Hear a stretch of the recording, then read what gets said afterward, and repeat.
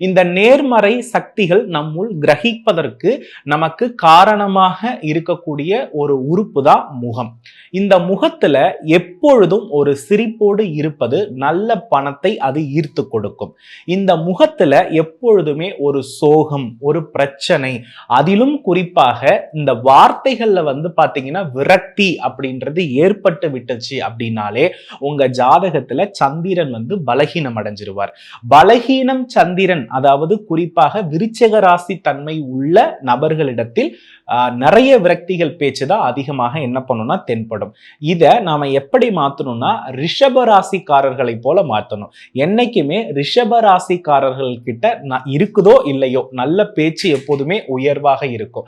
அந்த உயர்வான பேச்சு அவர்களுக்கு எப்பொழுதுமே ஏதோ ஒரு வகையில பொருளாதாரத்தை திடப்படுத்தும். இந்த ரிஷபராசி தன்மையை நாம காலப்புருஷ அடிப்படையில வலுப்படுத்தணும் அப்படின்னா நந்தி பகவானுடைய வழிபாடு.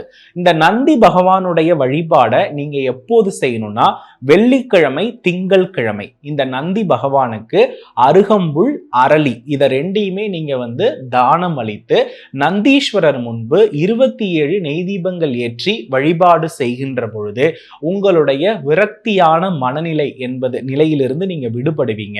அதே போல உங்க வீட்டுல ஏதாவது வாரிசுகள் முடங்கி கிடக்குறாங்க, ரொம்ப பிரச்சனையா இருக்காங்க, அவங்க கிட்ட நீங்க எதை பேச போனாலும் கோபமாகவே பேசுறாங்க அப்படின்னா அவர்களை அழைத்து சென்று நீங்க இந்த நந்தி பகவானுக்கு 27 நெய் தீபங்களும் அருகம்புல், சிவப்பு அரளியை தானம் தந்துவிட்டு அங்க இருக்கக்கூடிய சன்னதியில சிதறு தேங்காய் விநாயகருக்கு நீங்க உடைப்பதற்கான வாய்ப்புகள் முற்படுகின்ற பொழுது இந்த நிலையிலிருந்து உறுதியாக நீங்கள் வெளிவருவதற்கான வாய்ப்புகள் இருக்கிறது.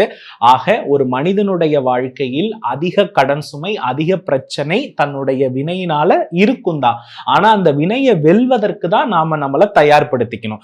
அப்ப வெல்வதற்கு மிக முக்கியமான காரணம் என்னன்னா நம்மளுடைய முகம். இந்த முகம் பிரகாசமாக இருக்கணும், சிரிப்பாக இருக்கணும், எப்பொழுதுமே நல்ல சிந்தனையை நோக்கி பயணப்படணும்.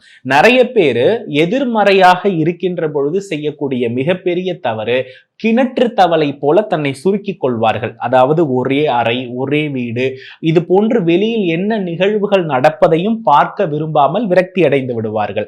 அப்புறம் காலம் சென்றதற்கு பிறகு அதற்கு ஒரு விரக்தி அடைந்து விடுவார்கள்.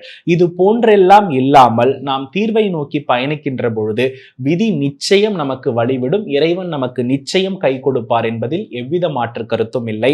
சோ விரக்தியடைந்த வாழ்விற்கு நந்தி பகவானுடைய வழிபாடு, நந்தி பகவானுடைய குறியீடு மிகப்பெரிய வெற்றியை கொடுக்கும்.